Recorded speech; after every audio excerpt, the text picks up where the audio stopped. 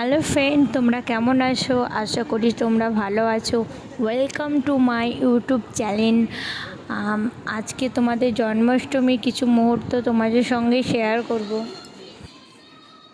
আর এদিকে দেখো, গোপালের জন্য অনেক রকমের ভাজা হয়েছে, নাড়ু, তালের অনেক রকমের আইটেম তৈরি হয়েছে।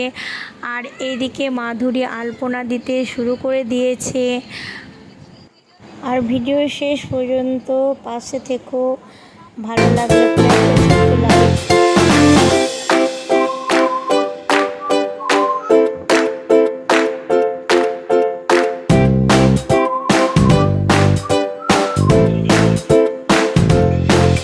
আলপনাটা কেমন হয়েছে সেটা কমেন্টে জানিও। আর দেখো, গোপালের নামও লিখে দিয়েছে মধ্যে। আর আমার মাথাটা ঘুরছিল, তার জন্য আমি একটু রেস্টে ছিলাম। আর এদিকে আমার যা সব কিছু বের করে নিয়ে এসছে যে সাজাবের জন্য। আর এদিকে দেখো, আমি বাসনগুলো পরিষ্কার করছিলাম গোপালের, মানে যেগুলো নিয়ে ভোগ দেবে তার জন্য। আর এদিকে দেখো, আমার দুই জামেলেই সব কিছু করেছে। যেহেতু আমি বাচ্চা নিয়ে, মানে ছোট বাচ্চা নিয়ে উপোস করেছিলাম জন্মাষ্টমীর, তার জন্য বললো তুই একটু রেস্টে থাক, আমরাই সব কিছু করে দিচ্ছি। এদিকে আমার দুটো জামেলে সাজিয়ে দিচ্ছে। আর এদিকে দেখো, মাধুরী প্রো ডেকোরেশন করতে লেগেছে। আর এদিকে আমি সেজে গুজে চলে এসেছি। কেমন লাগছে আমাকে কমেন্টে জানিও। আর এদিকে ঠাকুরমশাই চলে এসছে পুজো দেওয়ার জন্য। আর এদিকে দেখো, সব ভোগগুলো রেডি করে দিয়েছে খুব সুন্দরভাবে।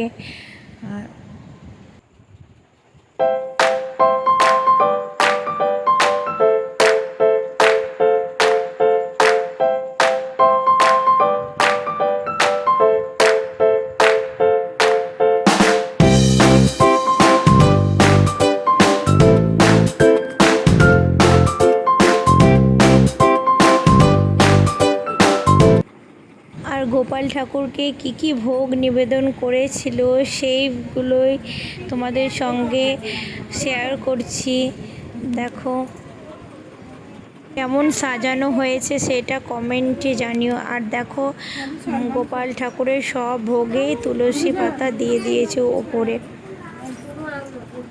আর এইদিকে দেখো, পুজোটা শুরু হয়ে গেছে।